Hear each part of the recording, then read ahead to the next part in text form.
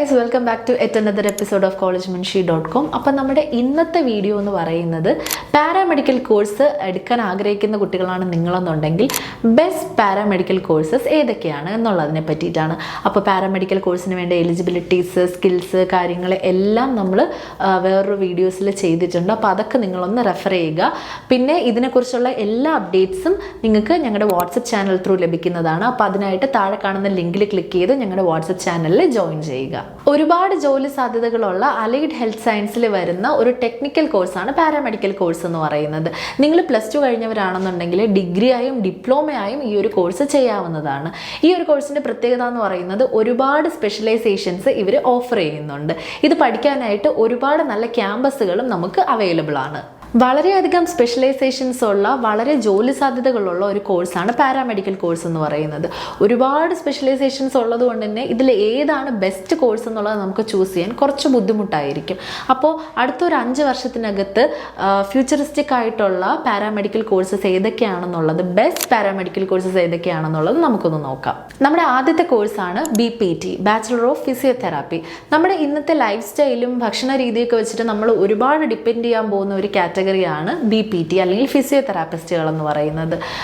ഡോക്ടേഴ്സിനെ ഒരു സർജറിയിൽ അസിസ്റ്റ് ചെയ്യാനും പിന്നെ നമ്മുടെ ഡേ ടു ഡേ ലൈഫിലുള്ള കാര്യങ്ങൾക്കായിരുന്നാലും നമ്മളെ ഹെൽപ്പ് ചെയ്യാനും ഒക്കെ പറ്റുന്ന ഒരു കാറ്റഗറിയാണ് ഫിസിയോതെറാപ്പിസ്റ്റുകൾ എന്ന് പറയുന്നത്. അടുത്തൊരു 5 വർഷത്തിനിടയ്ക്കും അല്ലെങ്കിൽ ഇപ്പോഴായിരുന്നിരുന്നാലും വളരെ ഡിമാൻഡബിൾ ആയിട്ടുള്ള ഹൈ പെയ്ഡ് സാലറി കിട്ടുന്ന ഒരു കാറ്റഗറിയാണ് ഫിസിയോതെറാപ്പിസ്റ്റുകൾ. അടുത്തതാണ് BSc radiology and imaging technology. നമുക്ക് ഒരു അസുഖം വന്നാൽ അത് ഡയഗ്നോസ് ചെയ്യണമെന്നുണ്ടെങ്കിൽ MRI, എക്സ്റേ, CT സ്കാൻ ഒക്കെ നമ്മൾ എടുക്കാറുണ്ട്. അപ്പോൾ ഇതൊക്കെ എടുത്തതിന് ശേഷം നമ്മൾ ഒരു ഡോക്ടറിനെയാണ് കൺസൾട്ട് ചെയ്യാൻ വേണ്ടി പോകുന്നത്. പക്ഷെ ശരിക്കും ഇതെടുക്കാൻ നമ്മളെ ഹെൽപ്പ് ചെയ്യുന്നത് ഇമാജിംഗ് ടെക്നോളജിയിലും റേഡിയോളജിയിലും ഒക്കെ സ്പെഷ്യലൈസേഷൻ ചെയ്തിട്ടുള്ള ആൾക്കാരാണ്. കാരണം വളരെ ഹാംഫുൾ ആയിട്ടുള്ള UV റേസും റേഡിയേഷൻസും ഒക്കെ നമ്മുടെ ദേഹത്ത് ഏൽക്കുന്നതിൽ നിന്ന് നമ്മളെ ഹെൽപ്പ് ചെയ്യുന്നതും നമ്മളെ പ്രൊട്ടക്റ്റ് ചെയ്യുന്നതും ഇത്തരത്തിൽ സ്പെഷ്യലൈസ്ഡ് ആയിട്ടുള്ള ആൾക്കാർ ഉള്ളതുകൊണ്ടാണ്. വളരെ എക്സ്പീരിയൻസ്ഡ് ആയവരെ ആവശ്യമുള്ളൊരു ഫീൽഡാണ് റേഡിയോളജി ആൻഡ് ഇമാജിംഗ് ടെക്നോളജി എന്ന് പറയുന്നത്. കാരണം ഈ ഒരു ഫീൽഡിൻ്റെ ആവശ്യകത വളരെയധികം കൂടിക്കൊണ്ടിരിക്കുന്ന ഒരു കാലമാണ്. പിന്നെ AI-യുടെ ഒരു യൂസ് വന്നതിന് ശേഷം വളരെയധികം വ്യാപിച്ചു കൊണ്ടിരിക്കുന്ന ഒരു ഫീൽഡ് കൂടിയാണ് ഇത്. അടുത്തതായിട്ട് വരുന്ന ഒരു കോഴ്സാണ് BSc audiology and speech therapy.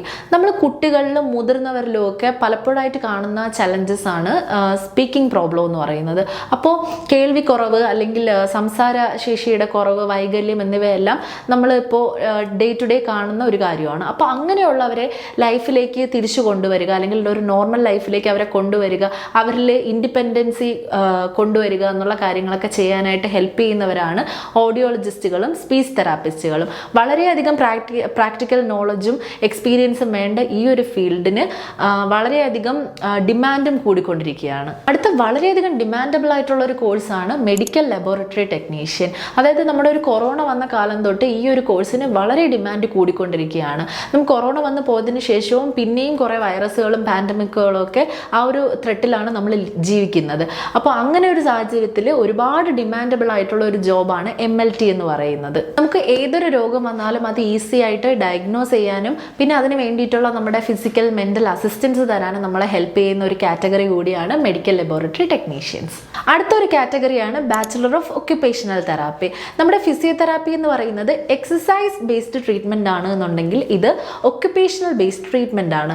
നമ്മുടെ ഡേ ടു ഡേ ലൈഫിൽ നമ്മൾ ഒരുപാട് ചലഞ്ചസ് ഫേസ് ചെയ്യുന്നവരായിരിക്കാം. അപ്പോൾ അതിനെയൊക്കെ ഓവർകം ചെയ്യാനായിട്ട് നമ്മളെ ഹെൽപ്പ് ചെയ്യുക, ഫിസിക്കലി, ഇമോഷണലി, മെൻ്റലി ഒക്കെ നമ്മൾ സ്ട്രോങ് ആവാനായിട്ട് ഹെൽപ്പ് ചെയ്യുക, പിന്നെ നമുക്ക് അഡ്വൈസസ് തരിക, നമ്മുടെ ഡിപ്പെൻഡൻസി മാറ്റി നമ്മളെ ഇൻഡിപെൻഡൻ്റ് ആക്കുക, മുന്നോട്ടുള്ള ലൈഫിൽ നമ്മൾ ഫിയർലെസ് ആയിട്ട് ജീവിക്കാനായിട്ട് നമ്മളെ പ്രാപ്തരാക്കുക.